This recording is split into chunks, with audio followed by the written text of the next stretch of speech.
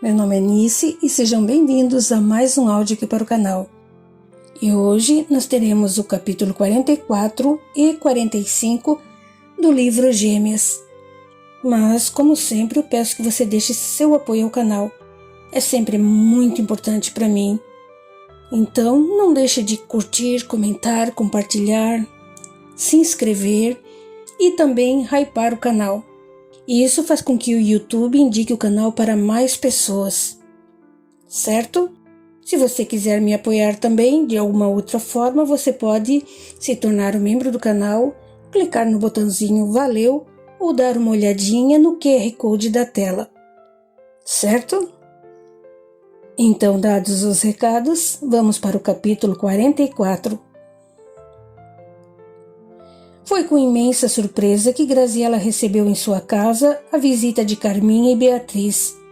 Eram as duas pessoas mais improváveis de encontrar ali, e o seu espanto só não foi maior do que a sua alegria. A decisão de procurar Graziela partiu de Beatriz, e Carminha a acolheu com uma certa relutância. Por mais que compreendesse e desse razão a Graziela, tinha medo de perder o amor da moça que amara como filha durante a vida inteira.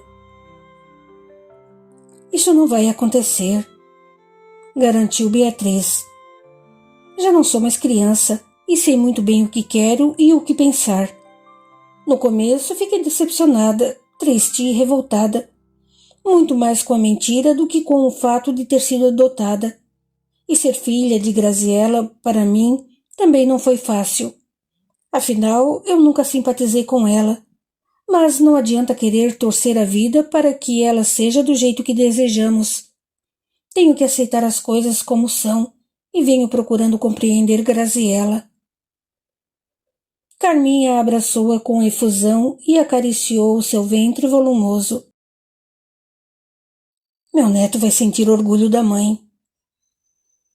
No dia em que tiveram aquela conversa, Beatriz estava muito segura do que pretendia fazer, e a segurança se transformou em certeza quando viu Graziela sentada no sofá, diante dela, com toda a emoção estampada no olhar, e o rosto de Suzane virado para ela como uma réplica de si mesma. Perto delas, invisíveis, os espíritos de Roberval e Aécio compartilhavam daquele momento de reconciliação. Sei que vocês não esperavam a nossa visita, disse Beatriz. Mas tínhamos que vir mesmo assim. Não esperávamos, mas ficamos muito felizes, rebateu Graziela. Vocês não sabem o quanto desejamos a sua vinda. Acho que tenho que me desculpar com você, Graziela, afirmou Carminha. Fui egoísta e mesquinha, mas nunca lhe quis mal. Você não precisa se desculpar. Sou mãe e entendo perfeitamente o seu desespero. Também eu tudo faria para proteger os meus filhos. Carminha olhava de Graziela para Suzane, sentindo pela gêmea de sua filha uma simpatia que até então não percebera. A semelhança entre vocês duas é incrível, observou ela. Somos gêmeas univitelinas, mamãe, falou Beatriz. Não podíamos ser diferentes. Mas tão iguais assim? Se você observar bem, verá que há umas pequenas diferenças entre mim e Beatriz, avaliou Suzane. E acho que ela é uns 2 centímetros mais alta.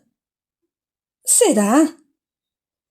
Enquanto ficavam comparando as semelhanças e diferenças, Graziela as fitava com intensa emoção, imaginando que aquela era a realização de seu sonho, ver suas duas filhas juntas e em harmonia. Depois de algum tempo, Beatriz tornou a falar. Sei que o passado é doloroso, Graziela, mas eu gostaria de saber o que realmente aconteceu. Ante o olhar de ansiedade de Beatriz, Graziela lhe contou tudo, sem ocultar nem falsear a verdade. A narrativa era muito mais dolorosa para Beatriz do que fora para Suzane, porque não fora o pai adotivo de Suzane quem matara seu verdadeiro pai.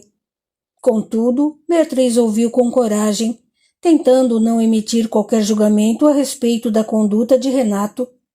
Ao final, todas estavam chorando, inclusive Carminha. Eu jamais desisti de procurá-las. Aécio, meu segundo marido, me ajudou de todas as formas, mas não foi possível localizá-las. Vocês haviam desaparecido sem deixar rastro, porque a operação de Gilson era muito bem montada e não havia documentos nem testemunhas.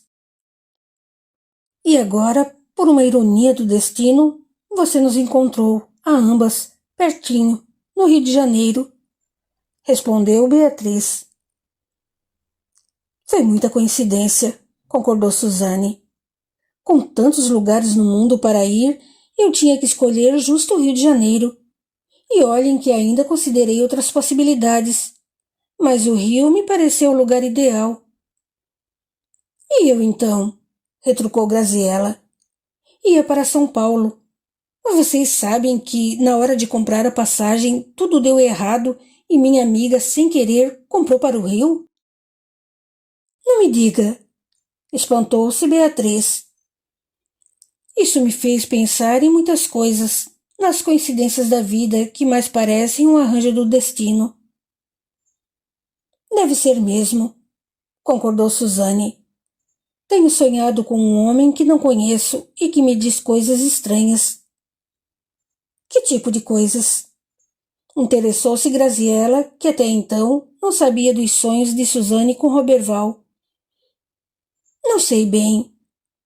Muita coisa fica perdida quando acordo, mas tenho a sensação de que ele é um anjo bom que vem me ajudar. Aécio se acercou de Graziella e tocou levemente a sua fronte, transmitindo-lhe pensamentos que ela tomava como seus. Estranho, refletiu Graziella. Também ando tendo sonhos reveladores, só que com Aécio, e ele me diz coisas que me fazem pensar.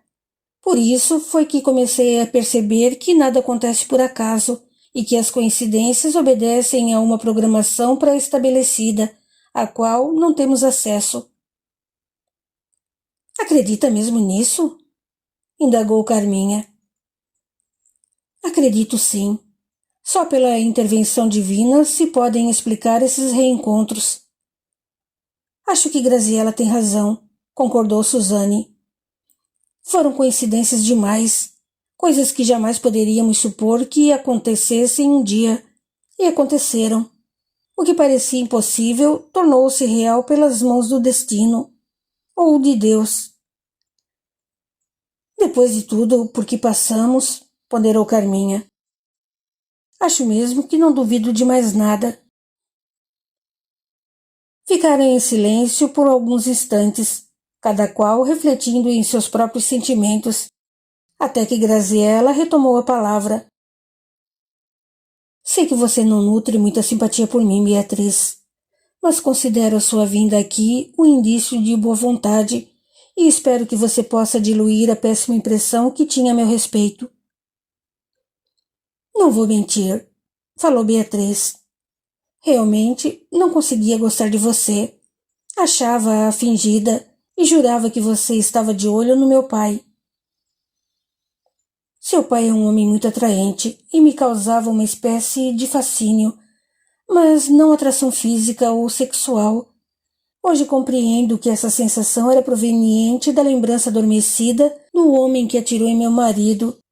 Mesmo inconscientemente, minha alma o reconheceu. Havia também o fato de que Renato fora filho de Graziella em outra vida, fato que ela desconhecia, mas que permanecia impresso em sua mente. Mas você nunca esteve interessada nele. Não. Eu amava meu segundo marido, Aécio, assim como amei o primeiro. E embora, como Suzane, não consiga reter muitos desses sonhos, alguma coisa sempre fica. E uma das coisas de que me lembro bem é que ele me diz que devemos sempre perdoar. Perdoar o meu pai, você diz? Espantou-se Beatriz. E Gilson? Não sei, acho difícil. Difícil, porém não impossível, objetou Graziella. Não vou dizer que é fácil, mas estou tentando. E se vocês querem mesmo saber, quando descobri que Renato e Gilson foram os responsáveis pela perda das minhas meninas, não senti nenhum ódio ou desejo de vingança. Só o que passava pela minha cabeça era que eu havia, finalmente, reencontrado minhas filhas. Não sente ódio deles? Indignou-se Carminha. Dos homens que destruíram literalmente a sua vida? Não. Na verdade, senti muita pena de Renato, porque ele é um homem perdido em suas próprias ilusões. Quanto a Gilson, achei-o atormentado e, de fato, admirei mesmo a sua coragem de revelar a verdade e se entregar. Ambos estão respondendo o processo na justiça, anunciou Beatriz. Sim, mas não fui eu quem os denunciou. Foram eles mesmos, com as suas próprias atitudes impensadas. Quer dizer, então, que você não está interessado em se vingar? Não. Não se trata de vingança, opôs Carminha. É uma questão de justiça. A justiça, muitas vezes, vem camuflando o desejo de vingança. É como uma vingança permitida, e é contra essa que devemos lutar. Graziela não está buscando se vingar de ninguém, afirmou Suzane. Tampouco está feliz com esses processos. Mas não podia ser diferente. Gilson confessou. Renato foi preso em flagrante. Não está mais nas nossas mãos, mas da justiça. O delegado foi quem quis instaurar o inquérito, ainda que Graziela fosse contra. Você foi contra? Surpreendeu-se Beatriz. Não é que tenha sido contra, esclareceu Graziela. Eu apenas disse ao delegado que uma punição agora de nada serviria. Já se passaram muitos anos, e creio que Gilson e Renato já respondem pelos seus crimes nos recônditos de suas consciências. Só que o delegado não me deu atenção. Explicou-me que, ao tomar conhecimento de um crime, era seu dever fazer as devidas acusações. Seu papel era investigar e enviar o resultado para o promotor. O resto era com a justiça e não dependia da minha vontade nem da de ninguém. Não pude fazer nada, embora não me regozije com isso, nem me felicite com a punição dos dois. Só o que quero é viver em paz com as minhas filhas. Ela olhou diretamente para Beatriz, que sustentou seu olhar e falou com suavidade. Estou tentando entender o que você fez, Graziela, e não quero julgá-la, mas deixar minha mãe... E apertou a mão de Carminha. Para viver com qualquer outra é algo que considero impossível.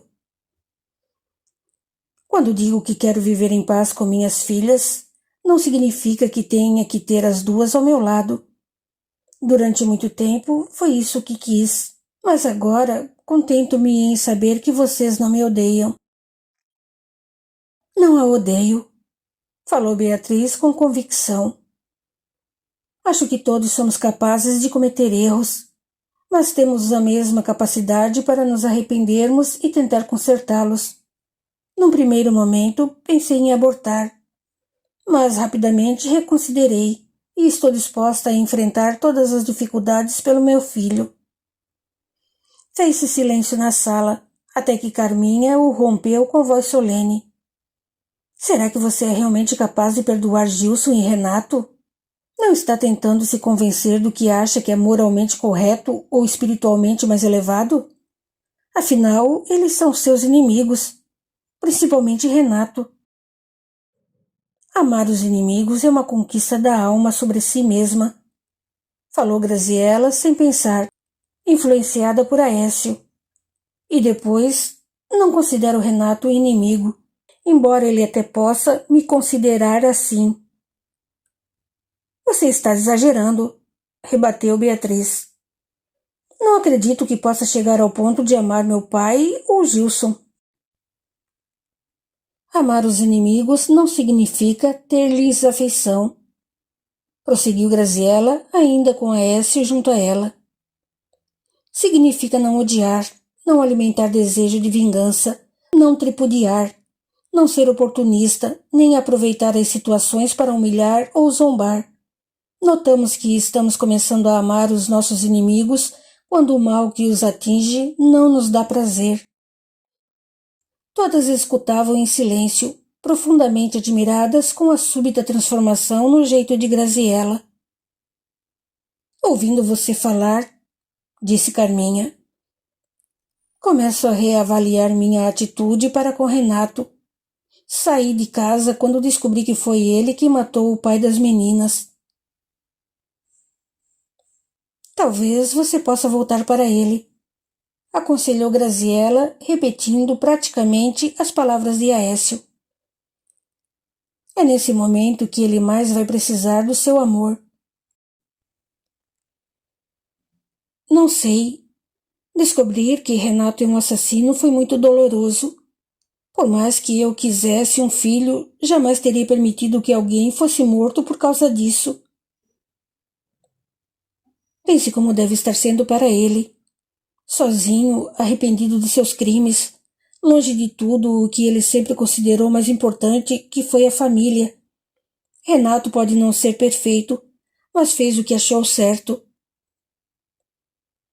Você acha certo matar para conseguir o que quer? Indignou-se Beatriz. Eu não, mas seu pai sim. O que é certo para um pode não ser para o outro, porque muitos têm ainda uma visão distorcida do que sejam as verdades do espírito. Você não pode avaliar o desenvolvimento de cada ser pelos seus próprios padrões. Acredito que todos fazem o que é certo na vida, embora o certo e o errado variem de acordo com a maturidade e o conhecimento de cada um. Quem aprende mais sabe mais. Consequentemente, está em condições de tomar atitudes mais amadurecidas e equilibradas. Quem pouco ou nada aprendeu não pode ir além dos limites do que sabe. Todas refletiam nas palavras de Graziella, inclusive ela mesma, que não imaginava de onde havia tirado aquelas ideias.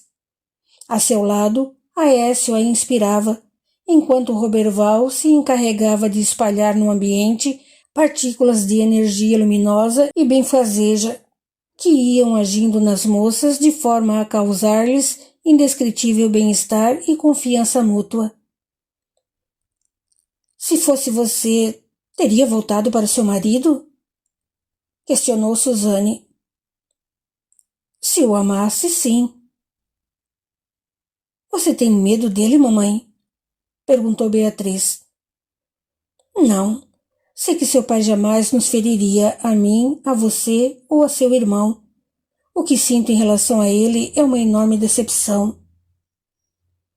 Talvez, se permanecer ao lado dele, prosseguiu Graziella, seja mais fácil para ele compreender a impropriedade de suas atitudes e tentar se modificar. Não há nada que o amor não transforme. Carminha olhou para Beatriz com um toque de compreensão em seu olhar que a filha antes não havia percebido. Ou seria amor? Acho que você tem razão, falou ela calmamente. Se você, Graziella, que sofreu muito mais do que eu nessa história, foi capaz de perdoar, como é que eu, que tenho certeza de amar meu marido, não posso também perdoá-lo? Você vai dar apoio a ele? Espantou-se Beatriz. Vou dar apoio à sua transformação, aos momentos difíceis que ele terá que atravessar. Não vou apoiar os seus crimes. Intimamente, Beatriz concordou com a mãe. Também ela amava o pai, apesar de tudo o que ele fizera. Depois daquela conversa, passara a vê-lo de um jeito diferente, com um entendimento mais profundo sobre as fraquezas da alma. Capítulo 45. Em pouco tempo, uma forte amizade surgiu entre Beatriz e Suzane. Havia realmente muitas semelhanças entre elas, e as diferenças de temperamento não eram tantas que não permitissem que pudessem ser amigas. Ambas tinham em comum o principal, um bom coração. Beatriz adquiriu o costume de ir à casa de Graziella, principalmente para conversar com Suzane, na tentativa de se conhecerem melhor. Sabe quem eu conheci outro dia? Indagou Beatriz logo que conseguiu entrar no assunto. Quem? Tornou Suzane com uma certa curiosidade. O René. Lembra-se dele? Suzane teve um sobressalto e olhou para Beatriz admirada. Onde você o conheceu? Ele me confundiu com você, acredita? Acredito. Acho até que ele já havia visto você em algum lugar, porque me falou algo a respeito. Aquelas confusões que todo mundo fazia achando que eu era você e vice-versa. Ele é muito apaixonado por você, sabia? Pediu-me para dizer-lhe isso. Pediu? Como? Sobre o que vocês conversaram? Bom, foi difícil para ele acreditar que eu não era você. Quando enfim se convenceu, já havia percebido que, possivelmente, nós éramos gêmeas. Tornou-se meu amigo e me pediu para lhe dizer que a amava, caso você fosse mesmo minha irmã. Suzane ficou pensativa por uns instantes, recordando os momentos felizes que passara ao lado de René. Não posso mais torná-lo a vê-lo. Estou comprometida com Leandro e não seria justo com ele. Não seria justo com quem? Com Leandro ou René? Vou lhe contar algo em segredo, Beatriz. Quando vim para o Rio de Janeiro, vim disposta a encontrar um marido rico para poder me vingar de meu tio Cosme, lá em Brasília. Conheci René e acabei me apaixonando, mas ele não podia me dar o que eu pretendia. Vingança. Exatamente. René é pobre e só um homem rico poderia me auxiliar nesse intento. Foi quando conheci Leandro e gostei dele. Quer dizer então que você começou a namorar Leandro só porque ele é rico? No princípio, era só isso. Mas não sou esse tipo de mulher interesseira. Entrei em conflito comigo mesma. Queria seguir o meu coração, mas estava presa ao ódio que sentia pelo que meu tio Cosme me fizera e achava que só Leandro, com o seu dinheiro e influência, poderia me ajudar. Mas você hoje não precisa de dinheiro. Graziella é rica e vai deixar você muito bem. Sei disso. Então, por que não termina com ele e fica com René? Não é tão fácil assim. René não é apenas pobre. É meio malandro, sabe? Como assim? Ele trabalha fazendo apostas do jogo do bicho. E isso é um problema. Não é? Acho que sim. Namorar um contraventor é complicado. Mas se você o ama, não pode estimulá-lo a largar essa vida? Talvez. Ele está estudando e vai fazer faculdade de Direito. Sério? Então ele não é tão malandro assim. Tem algo de bom nele. Acho que o que faltou a René foram oportunidades na vida. No entanto, depois que me conheceu, se dispôs a mudar e diz que vai ser juiz.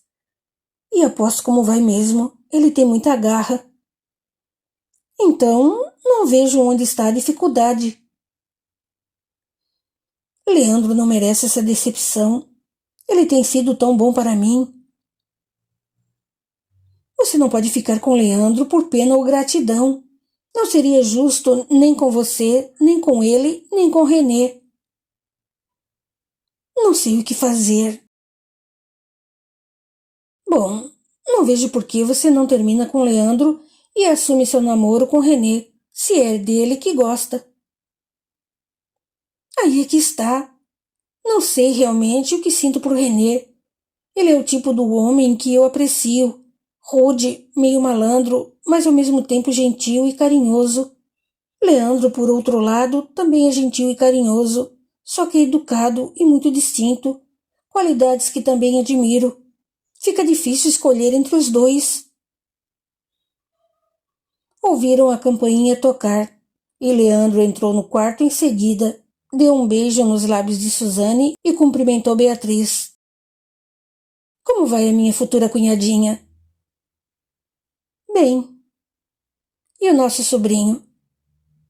Melhor a cada dia. A chegada de Leandro interrompeu a conversa, e Suzane ficou pensativa, tentando definir o que sentia por Leandro e por René. A presença do namorado encheu-a de alegria, e aquilo era sinal de que gostava dele. No entanto, a lembrança de René também mexia com ela, o que a deixava confusa. Seu coração precisava se decidir. Poucos instantes depois, Vítor também apareceu. Combinara de pegar Beatriz em casa de Graziella para irem juntos terminar de fazer as compras dos móveis para o novo apartamento. Depois da conversa que tiveram em casa de Graziella, Carminha resolveu voltar para casa e Beatriz achou que já era hora de ir morar com Vítor. Embora não odiasse o pai ou Gilson, queria ficar longe de tudo. Tenho medo de deixar meu pai, desabafou Vítor. Ele está tão abatido que pode fazer uma besteira. Você pode ir vê-lo sempre, mas por favor, Vítor, ao menos nesse momento, não me deixe sozinha. Tente compreender. Eu compreendo. Deve ser difícil para você aceitar o meu pai depois do que ele lhes fez. Estou tentando, mas não tenho o despreendimento de Graziella. Tudo bem, Bia, não se preocupe. Adoro meu pai, mas tenho que pensar na minha família, que agora são você e o bebê. Papai vai entender. O telefone celular de Vítor tocou nesse momento e ele atendeu, olhando para Beatriz com cara de horror. Falou em monossílabos e desligou. Aconteceu alguma coisa? Perguntou ela alarmada, notando a lividez que se espalhava pelo rosto do namorado.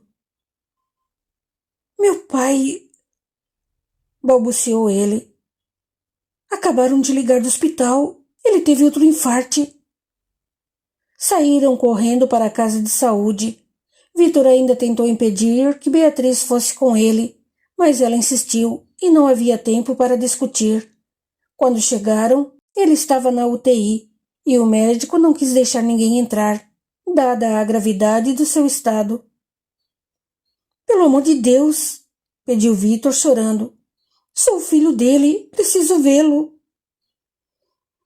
O médico acabou concordando. Quando Vítor entrou, precisou lutar contra as lágrimas ao ver o pai ligado a vários aparelhos, respirando com muita dificuldade. Aproximou-se vagarosamente e ficou contemplando o corpo magro de Gilson, seu peito subindo e descendo lentamente. Ele não se movia, e Vítor apertou sua mão, os lábios trêmulos pelo pranto. Mesmo em seu estado de quase inconsciência, Gilson percebeu a proximidade do filho e abriu os olhos dolorosamente. Meu filho, balbuciou. Temi partir sem antes vê-lo.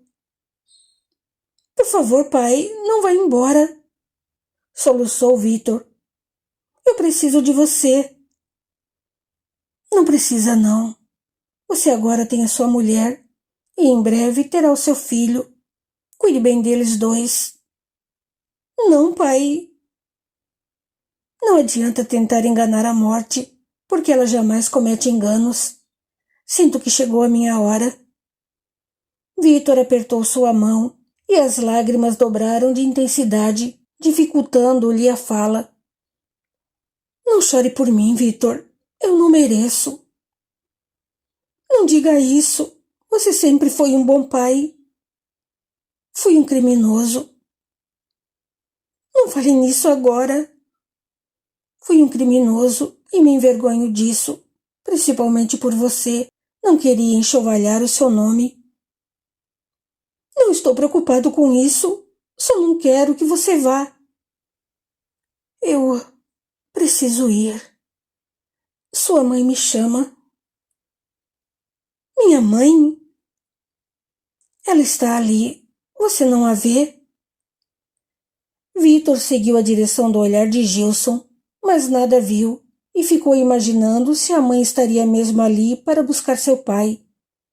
Ele já ouvira muitas pessoas falarem sobre parentes ou amigos que apareciam na hora da morte para levar seus entes queridos. Efetivamente, Lorena estava parada ao pé da cama, em companhia de Roberval, ambos esperando por Gilson. Não tem ninguém ali, objetou Vitor, não por dúvida, mas por medo de que fosse verdade. Você não a vê. Não faz mal. Gilson tossiu levemente e a enfermeira entrou. Você tem que sair agora, ordenou ela. Ele precisa descansar. Ainda não, protestou Gilson, agarrando a mão do filho. Só depois que você me perdoar. Não fale mais nada, pediu Vitor, pressionado pela enfermeira que o olhava de mau humor.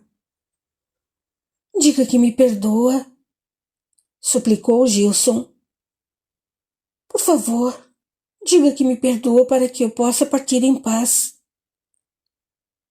Eu perdoo você, pai, que sempre foi meu único e melhor amigo. Peça a Beatriz que me perdoe também. Eu não queria fazer-lhe mal. Ela vai perdoá-lo, pai, sei que vai. Era o que faltava Gilson ouvir para poder partir em paz. De repente, Vitor sentiu o aperto em sua mão se afrouxar e os olhos de Gilson se fecharem lentamente. O rapaz se debruçou sobre seu corpo e soluçou tristemente. A enfermeira havia largado Vitor e rapidamente uma equipe médica chegou, afastando o rapaz e se preparando para tentar reanimar Gilson. Usaram choque, aplicaram-lhe massagem cardíaca, mas nada. Não havia mais o que fazer. Ao lado dele, Lorena e Roberval, ajudados por dois auxiliares, retiravam Gilson do corpo e o levavam, inconscientemente, para um lugar de tratamento. Venha comigo, meu filho, disse a enfermeira para Vitor, agora com mais simpatia. Ele estava parado a um canto, acompanhando os procedimentos com pavor e esperança. Nada deu resultado, e Vitor foi tomado por um desânimo sem igual. Saiu para o corredor, onde Beatriz o aguardava alarmada ante a correria que ocorrera havia pouco. — O que foi que houve? Perguntou ela, já esperando pelo pior.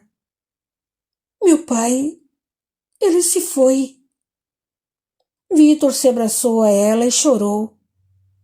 Ao enterro, compareceram muitas pessoas. Gilson era um homem importante na sociedade e a notícia de que estava respondendo a um inquérito por tráfico de bebês levou muitos curiosos e jornalistas ao local. Vitor os descartou a todos, sem fazer nenhum comentário. Em casa, Beatriz o esperava. Queria ter estado presente ao sepultamento, mas o médico foi radicalmente contra. Sabia que havia muitas pessoas fazendo perguntas e insinuações, o que acabaria por estressar a mãe e o bebê. — Como é que foi? Indagou ela assim que Vitor entrou no novo apartamento que compraram. — Uma loucura. Não faltaram os mexeriqueiros doidos por um furo de reportagem. Mas não me deixei abalar com nada disso. Só eu conheci meu pai e sou o único que pode avaliar tudo o que ele passou. A melhor coisa é ignorar as fofocas dos jornais. Em breve arrumam outra notícia e se esquecem do seu pai. Mas eu não me esqueço, Bia. Sobretudo do pedido que ele me fez. Eu já o perdoei. E você? Sabe, Vitor, eu também. De que adianta ficar guardando rancor ou ressentimento? A verdade é que eu mal conheci o seu pai e nem imagino como teria sido minha vida com Graziella. Ele fez errado? Fez. Mas agora está morto. Acho que é melhor o deixarmos a cargo de Deus. Que bom que você o perdoou. Não sabe o quanto era importante para ele. Pena que ele não tenha podido ouvi-la. Onde ele estiver, tenho certeza de que estará me ouvindo. Ainda adormecido, Gilson, no plano astral, não ouviu as palavras de Beatriz. Contudo, sobre seu corpo fluídico, gotas de uma luz muito branca se derramaram, e ele, mesmo inconsciente, sentiu a vibração salutar do perdão verdadeiro, dando descanso à sua alma e a seu coração. E no próximo vídeo teremos o último capítulo do livro Gêmeas. Até lá!